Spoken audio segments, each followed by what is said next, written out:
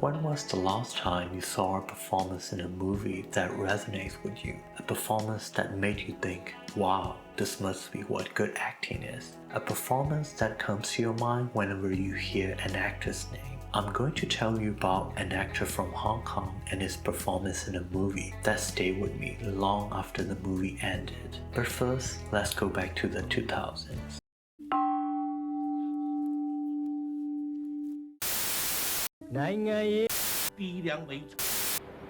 I was watching a Chinese drama series with Burmese subtitles on state television when I saw this actor for the first time. At that time, I didn't even know his real name. I only knew him as Chen Chan's father, which referred to the character that he played in that series. Fast forward a few years. Now we got a satellite dish at home, and I'll often watch this channel called MATV. It's the channel where I first saw Chow Sin-chi, more commonly known as Stephen Chow. On MATV, I watched movies from Hong Kong like Golf Gamblers 2, Golf Gamblers 3, From Beijing with Love, King of Baggers, Royal Tramp, and so on. And in those movies, I saw a familiar face, the actor that I knew as Chen Chan's father. Now, it won't be years more until I learned about this actor's name. And a few years ago, I remember seeing in the news about his passing. Even then, I just saw him as a comedic actor who played comic relief and sidekick roles until I saw a movie last year that changed my mind. That movie is called A Moment of Romance. If you don't want to be spoiled, maybe go watch the movie first. So the movie is about a gangster played by Andy Lau who falls in love with a rich girl played by Jacqueline Wu. And Wú Mèngdá plays a supporting character named Rambo, who's sort of in the same gangster family as Andy Lau's character. But Rambo is a bit more downtrodden. He doesn't seem to get the same protection that you will normally get from being part of a gangster family. Rambo attends to and washes cars parked on the street for a fee. He isn't respected by the others. For some duration of the film, his character fills the comic relief role. Now, the movie doesn't give you a happy ending. There is an internal power struggle within the gangster family. Wadi, which is Andy Lau's character, is loyal to his superior, Brother Seven, but Brother Seven is murdered by Trampat, a rival gangster who wants top position for himself. Near the end of the movie, Wadi and Rambo, which is Ng Man-tat's character, plans to take revenge on Trampat. But before anything can happen, Wadi knocks Rambo out, probably because he doesn't want Rambo to get hurt. At this point, Wadi is already dying from a head injury inflicted by Trumpet from earlier in the movie. As Trumpet and his guys come out of a sauna, Wadi goes for it. But shortly after, Wadi is subdued, and then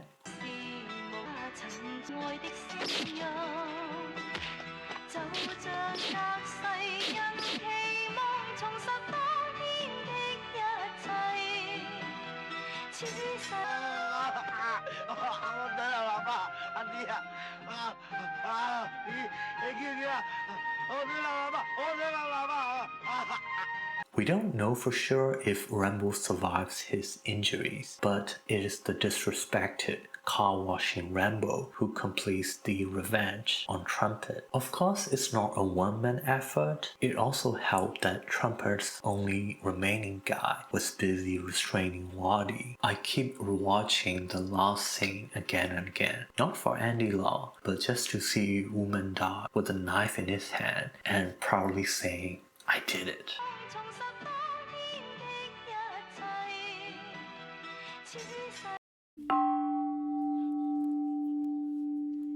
My first impression of Rambo was pity. Pity because of the lowly nature of his job.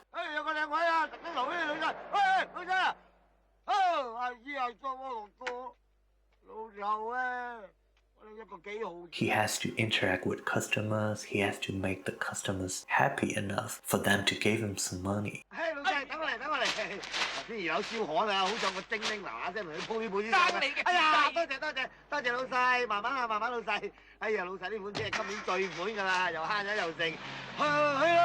He also has to deal with the police.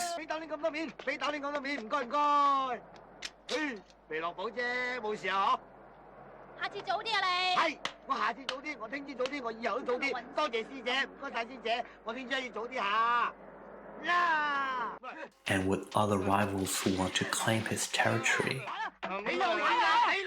He is publicly humiliated.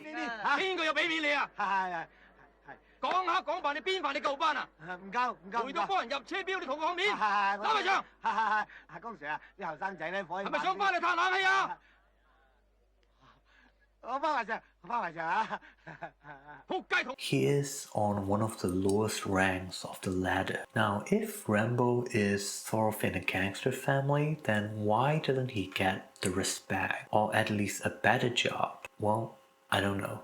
But I don't want to call it a plot hole just yet. There's probably some context that I'm missing here. Context about the dynamics within triad networks in the 80s and 90s Hong Kong. In the scene where Wadi sees that Rambo has been beaten up, Rambo says this.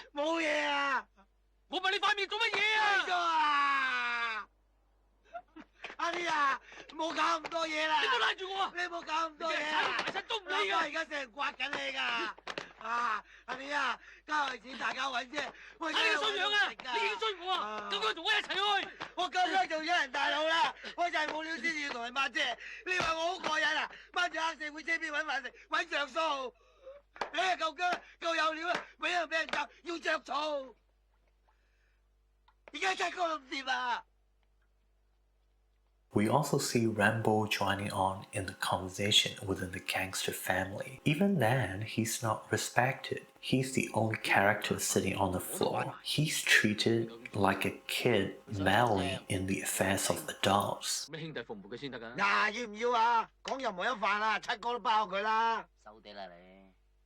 But after Trumpet declares war on Brother 7, it is Rambo with a getaway car who saves the protagonist Wadi.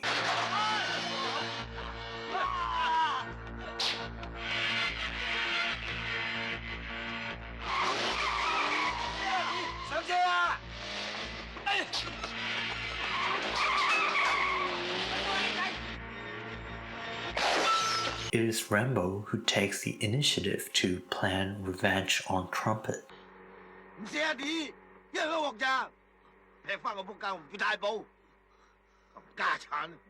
Rambo who calls his network to find out where Trumpet is.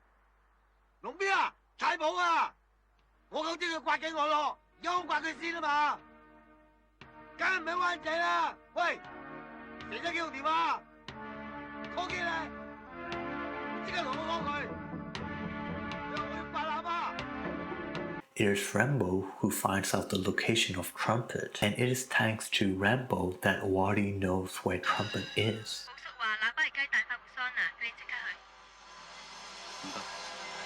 And as we saw earlier, it is Rambo who delivers the fatal blow to Trumpet. That's why Rambo is so proud of himself. From someone who doesn't have the guts to stand up for himself, Rambo became the person who took revenge for Brother 7, a superior that he has always been loyal to. A superior who probably didn't even notice Rambo's loyalty while he was alive.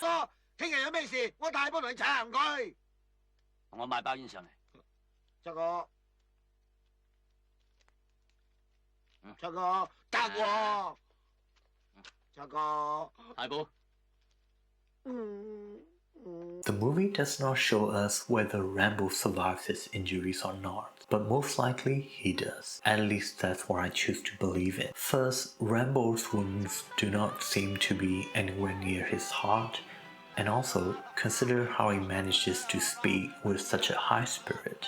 Rambo is not a traditional hero who has always been strong and courageous from the start of the story, but he steps up when he needs to. He's smart in his own way, as he acknowledges himself to be. Most of the time, he survives by bowing down to the police and to other gangsters. But he has his principles too. After Trumpet murders Brother 7, we don't see Rambo bowing down to Trumpet. Filmmaking is a fluid, collaborative process, and I don't know who's most responsible for creating the Rambo character that we see in the movie. Of course, Rambo is embodied by Wú Mèngdá. The facial expressions and the performances are his contribution alone, but the character background and the dialogue came from screenwriter James Schwan. The direction came from director Benny Chan. The clothes and props came from whoever was responsible for wardrobe design. Decisions made in editing also likely played a part on what we see and don't see of Rambo. Therefore, the Rambo that we see in the movie may not entirely be Wú Mèngdá's vision. Just like any other character in any other movie, it's the result of a collaboration. But that said, acting is his own job. Even with the character background, the dialogue, the prompts, and the clothes, if there isn't a solid performance, you don't have a memorable character, and that's what Wú Mèngdá brings to the table. One thing I noticed is the bouncing mannerism that Wú Mèngdá uses in some, not all, scenes. 俾豆呢咁多面我，啲細侄嚟嘅，俾估唔到喇叭，連我都玩埋。佢究竟想點？你跟住佢，呢個我唔射啊，我真係唔射啊。Imagine a dog that's trying to play with you. It's excited, it has its tongue out, and its body is trembling. I think Wú Mèngdá is using this mannerism to show the state of mind of Rambo. Whenever he's excited or anxious or trying to show that he's not a threat, he performs this mannerism. It's a small addition to the performance, but it helps the audience understand Rambo's role in the dynamics of the scene. Another thing that I noticed is how Rambo as a character continues to be silly and sort of idiotic, even at the point where he's waiting to kill Trumpet. In this scene, we see Rambo taking a drink from a bottle, probably to build liquid courage as he waits for Trumpet to come out. Rambo needs to build courage because he's not the sort of cold-blooded gangster killer, and when Rambo takes off his knife, he drops it accidentally. Was that part of the script, or was it improvised on set? Was it an accident? Whose idea was it? In any case, these minor details help ground Rambo as the same Rambo that we've seen throughout the movie. He's still this silly, idiotic character, but who's trying to kill somebody now. For this movie, Ng Man-tat won the Best Supporting Actor award at the Hong Kong Film Awards in 1991. Even if an actor is really good, but if you don't care about the character that the actor is playing, you're not going to be impressed by the performance. I am drawn to Rambo as a character. I think Rambo is a great character. Rambo isn't wealthy or courageous or good looking like Wadi. Rambo is scared. Rambo is bullied, and I think that's why I like him. I experienced being bullied in middle school. Also, at the time when I watched A Moment of Romance, I was working a part-time job that's on one of the lowest ranks on the ladder. A job where you had to be outdoors, whether it was rainy or sunny. A job where you had to use your muscles with heavy lifting and pushing involved. So it was easier for me to empathize with Rambo. I could relate to Rambo in many different ways. I think that's why I like Rambo, because what he becomes in the end is inspiring to other loser characters out there, including me. Thank you, Uncle Ted, and also other members of the cast and crew who's responsible for making Rambo the person that he is in the movie.